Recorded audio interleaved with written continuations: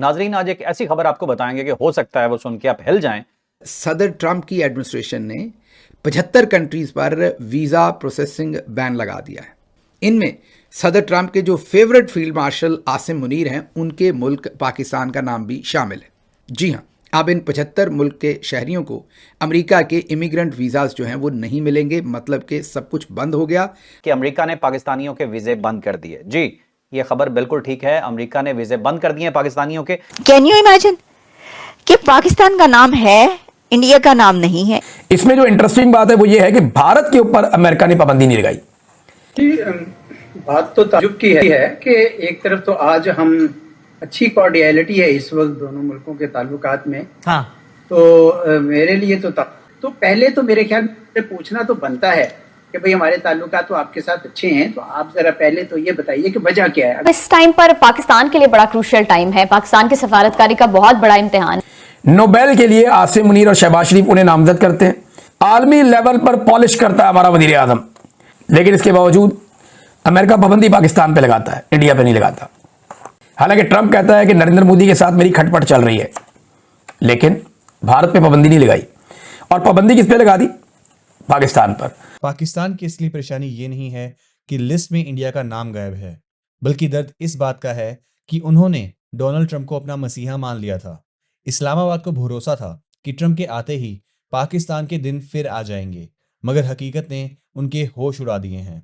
पाकिस्तान ने ट्रंप को रिझाने के हर मुमकिन कोशिश की है, डिप्लोमेटिक लॉबिंग से लेकर उम्मीदों के पहाड़ खड़े करने तक।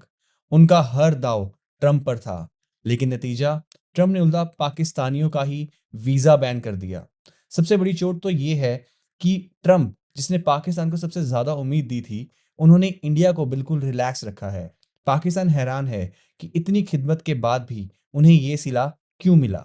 याद रखिए, इंडिया और यूएसए के बीच ट्रेड डील्स को लेकर काफी खींचातानी चल रही है। यहां तक कि ऑपरेशन सिंदूर जैसे मौकों पर भी इंडिया ने झुकने से साफ इनकार कर दिया था। लॉजिक के हिसाब से देखा जाए तो ट्रंप को नाराज होना चाहिए, लेकिन हुआ बिल्कुल उल्टा। यूएस का झुकाव इंडिया की तरफ देखकर पाकिस्तान शॉक में है।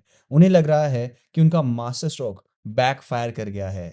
इसी कंफ्यूजन और गुस्से की वजह से वहां के मीडिया में मातम जैसा माहौल है। सदर ट्रंप की एडमिनिस्ट्रेशन ने पाकिस्तान को और खुसूसी तौर पर अपने फेवरेट फील्ड मार्शल को एक बड़ा झटका दिया है।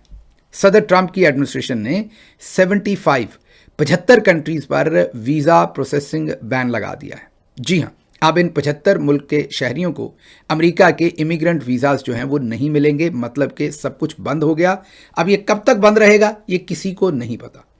सबसे इंटरेस्टिंग बात यह है कि ये जो 75 मुल्क हैं, इनमें सदर ट्रंप के जो favourite field marshal Asim Munir हैं, उनके मुल्क पाकिस्तान का नाम भी शामिल है।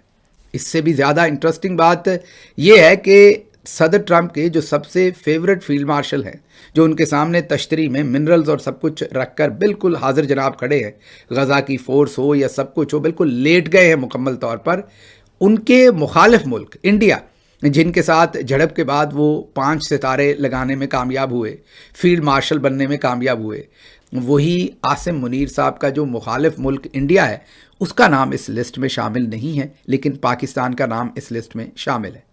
इससे भी ज़्यादा इंटरेस्टिंग बात यह है कि जिस वक्त ये ऑर्डर पास हो रहा था सदर ट्रंप की एडमिनिस्ट्रेशन की तरफ से, उससे महज चंद घंटे पहले पाकिस्तान में इस्लामाबाद में फील्ड मार्शल आसिम मुनीर वो एक मुआहदा साइन कर रहे थे। मुआहदा क्या था? मुआहदा जैक विटकॉफ की कंपनी, और जिसमें सदर ट्रंप के बेटों के 40% के करीब शेयर्स हैं। कंपनी का नाम है world liberty financials. World liberty financials के साथ ये मुआहदा हो रहा था कि पाकिस्तान के अंदर जो रेमिटेंसेस आती हैं, जो 30 अरब डॉलर से या 33 अरब डॉलर से शायद ज़्यादा है, उसका जो डिजिटल उसकी अरेंजमेंट है वो ये वर्ल्ड लिबर्टी फाइनेंशियल्स करेगी। अब वर्ल्ड लिबर्टी फाइनेंशियल जो है, जैसे मैंने आपको कहा कि उसमें तकरीबन 40% शेयर्स सदर ट्रंप के बेटों के हैं, और जो बाकी शेयर्स हैं वो स्टीव विटकॉफ के बेटे जैक विटकॉफ और दूसरे लोगों के। अब आप सोचिए कि जब ये वीज़ा लिस्ट बनी होगी तो इसमें स्टीव विटकॉफ साहब का भी इनपुट होगा, जाहिर है, क्योंकि वो एक किस्म के डिप्टी वज़ीर ख़ारजा आप उनको समझें, डिप्टी फॉरेन मिनिस्टर समझें। अब इन हालात के अंदर आप डिस्कनेक्ट चेक कीजिए। आप हमारी डफरनेस चेक कीजिए, हमारी बेवकूफ़ी चेक कीजिए कि हम सब कुछ झोंक रहे हैं, क्योंकि ये जहन में रहे, मैंने कल भी बताया था कि वर्ल्ड लिबर्टी फाइनेंशियल्स जो कंपनी है उनका ये पहला किसी सॉवरन गवर्नमेंट के साथ कॉन्ट्रैक्ट है। ऐसा नहीं है कि कोई आपके यहाँ माइक्रोसॉफ्ट आ गया, एप्पल आ गया, कोई फॉरेन इन्वेस्टमेंट आ गई। ये कोई ख़ास फॉरेन इन्वेस्टमेंट नहीं आई, बल्कि जो पैसा, जो रेमिटेंसेस आपके पास आ रहे हैं उसका कंट्रोल या उसकी प्रोसेसिंग के अंदर आपने उनको हिस्सा दिया है। अब वो कंपनी इसमें से किसी ना किसी तरह से पैसे बनाएगी। लेकिन बदकिस्मती से जब ये मुआहदा मैंने आपको कहा कि इस्लामाबाद में हो रहा था, उसी तारीख को फेवरेट फील्ड मार्शल के मुल्क के ऊपर वीज़ा प्रोसेसिंग बैन जो है वो लगा दिया गया है। इंडिया इसमें शामिल नहीं। मैं और कंट्रीज़ आपको बताता हूँ तो आप हैरान हो जाएंगे कि वो भी इसमें शामिल नहीं। फॉर एग्जाम्पल श्रीलंका इसमें शामिल नहीं, हमारे पास ही मुल्क है, हमारी ही तरह की इकॉनमी है तकरीबन।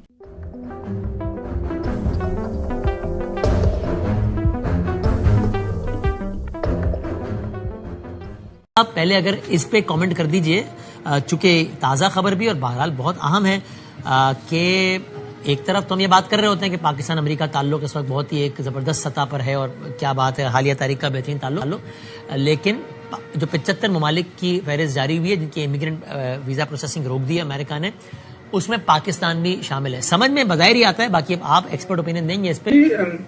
बात तो ताज्जुब की है कि एक तरफ तो आज हम वो एक वर्ल्ड फाइनेंशियल जो भी था इनिशिएटिव उसके साथ साइन कर रहे हैं अमेरिका के साथ, और वैसे भी अच्छी कॉर्डियलिटी है इस वक्त दोनों मुल्कों के ताल्लुकात में। हाँ। तो मेरे लिए तो तकलीफ की बात है और मैं तो चाहूंगा कि हुकूमत पाकिस्तान या हमारा सफारत खाना उनके साथ टेकअप करे। ठीक है, वो आपकी बात सही है कि पाकिस्तान का इम्प्रेशन जो है वो कोई इतना अच्छा नहीं है, लेकिन वो माजी की बात है। मई 2025 के बाद से सारी दुनिया में पाकिस्तान की बड़ी इज्जत हो रही है, तो ऐसे में ये खबर मेरे लिए तो कम से कम बाइस हैरत थी। और मैं तो ये अर्ज कर रहा हूँ एजाज साहब, आप बताइएगा आप इससे एग्री करते हैं, आपका ओपिनियन कुछ और है कि ताल्लुक तो अच्छा है, बहुत अच्छा है, मैं तो कह रहा हूँ, लेकिन हमारे जो बाकी जो इश्यूज हैं लोगों का वहां जाके, जिसको हम आम जबान में कहते हैं स्लिप हो जाना या वहां जाके XYZ सर, मैं टेररिज्म रिलेटेड सरगर्मियों की बात नहीं कर रहा अभी, बाकी जो कि इनकी इकोनॉमी पे बोझ बनते हैं, वहां पे गैर कानूनी अंदाज में सेटल होना, ये वो चीजें हैं जिनकी वजह से सिर्फ अमेरिका नहीं बल्कि कोई और कुछ और ममालिक भी हमसे बहुत नाला है और हमें कम्युनिकेट कर चुके हैं कि साहब आप इस मामले को बेहतर कीजिए वरना हम वीजा पॉलिसीज को रिस्ट्रिक्ट मजीद करेंगे आपके साथ। जी हो सकता है, लेकिन ये गैस ही है ना, इसलिए बेहतर होगा कि उनसे पूछा जाए कि आपने किस वजह से ये किया है। मुमकिन है ये जो वजूहात आप कह रहे हो ये हो, या कोई ऐसा हो कि पाकिस्तान का प्रोपोर्शनली ज्यादा लोग वहां पे पहुंचे हों उनके जो भी उन्होंने अरिथमेटिक किया हुआ है उस हवाले से। तो पहले तो मेरे ख्याल में पूछना तो बनता है कि भाई हमारे ताल्लुकात तो आपके साथ अच्छे हैं, तो आप जरा पहले तो ये बताइए कि वजह क्या है। अगर कोई वजह टेक्निकल है, जिस तरह आपने कहा कि कोई ऐसी चीज है कि जी पाकिस्तान के ज्यादा लोग पहुंच गए हैं जो शायद गैर कानूनी तरीके से होंगे या कोई ऐसा वजूहात हो, तो फिर तो समझ आती है। लेकिन अदरवाइज तो मैं समझता हूँ कि आज कल जो अच्छे ताल्लुकात हैं इसमें ऐसा नहीं होना चाहिए।